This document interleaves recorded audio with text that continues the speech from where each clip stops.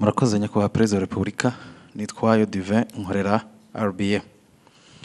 Nyakubahwa Perezida wa Repubulika, leta imaze iminsi ifata ingamba zikomeye ku binyobwa bisembuye n'inzoga zitujuje ubuziranenge.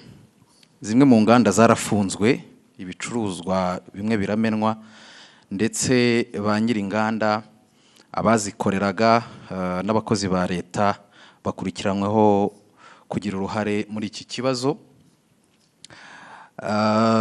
Hari abavuga ku buzima bw'abaturage ko bwari mu kaga kubera izi nzoga, ariko nyakubahwa Perezida wa Repubulika, hari n'abandi bavuga ku gihombo cy'abashoramari n'abacuruzi. Kuri mwe iki kibazo murakivugaho iki? Gikwiriye gusiga irihe somo yaba ku bacuruzi ndetse no ku nzego za leta zishinzwe ubuziranenge n'ubutumwa muha abaturage bijyanye n'iki kibazo? Murakoze. Kuri icyo kibazo tureke kwibaza gusa ibivugwa. Kwibaza ibivugwa, abantu bavuga ibintu bashatse ibyo ari byo byose bitewe n'imitekerereze yabo cyangwa uko bifuza. Ariko ku bivugwa twongereho n'ibigaragara n'ibyo tubona noneho biba. Hari ibyo binyobwa bidafite ubuziranenge na gake ndetse bihita n'abantu, twahera aho ngaho twakwibaza, ariko ibi nibyo byica abantu, byisha abantu, tugahera aho honyine. Igisubizo ugishaka wese aragifite. Byica abantu, byisha abantu, ndetse batagira umubare. Mukurikira rero nyine amakuru nk'uko bamwe muri mwe mugomba kuba mukurikira. Ntabwo ari ukuvuga ngo hapfuye abantu babiri gusa uyu munsi, ngo ejo hapfuye undi umwe. Barapfa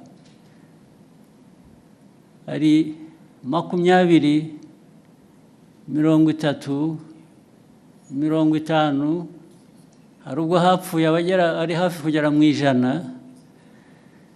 Ndavuga ku munsi umwe. Ugiye gushyira hamwe abamaze gupfa mu mwaka, barabyumva uko abantu bangana. Mbere yuko ngera kuri ibyo bindi by'inganda by'abakozi, tubanze dusubize ikibazo cy'ubuzima cy'aba bantu. Ese turashaka inganda n'abakozi bazikoramo bari buhitanwe n'ibikorerwa muri izo nganda, cyangwa turashaka ibihitana abantu batwaye mu nganda kugurisha ibikenewe n'izo nganda?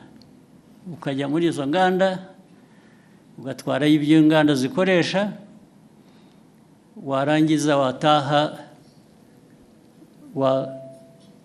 wakwifuza gufata ku byavuye mu byo watwaye mu nganda ukahagwa. Ibyo ni ubuzima abantu bakwiriye kuba bemera bakurikira. Ariko noneho wenda turavuga ibya hano gusa, nabyo kandi bifite agaciro, ari nabyo duhereyeho. Ibyo binyobwa byica abantu nta nubwo ari ibikorerwa hano cyangwa ibituruka hano gusa, hari n'ibituruka hanze. Ibituruka hanze bizanwa bituje ubuziranenge, bikica abantu. Maze mu kwica hari uburyo butandukanye. Hari ibibica uwo munsi, icyo cyumweru. Hari nabo bizica nyuma y'umwaka. Kwica buhoro ukagenda uko binywa bikagenda bikwica kugeza igihe umuntu anogoka nyuma y'umwaka.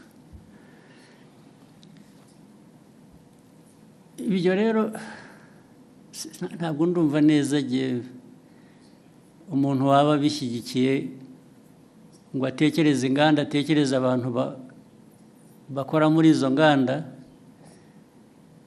ukuyemo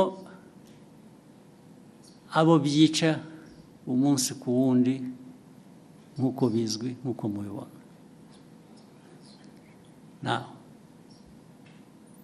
Abo rero reba nk'uruganda cyangwa uburyo abantu bateguye ibyo binyobwa, byaba ari mu ruganda, byaba ari mu rugo, byaba ari hehe, byisha abantu uyu munsi. Birongeye wowe ibyo ukora, ndavuga ahantu hamwe, birongeye byisha abandi uwundi munsi, ikindi gihe birongeye byisha abandi. I'm talking about the same place, ndavuga ahantu hamwe, birongeye byisha abandi ahandi ikindi gihe.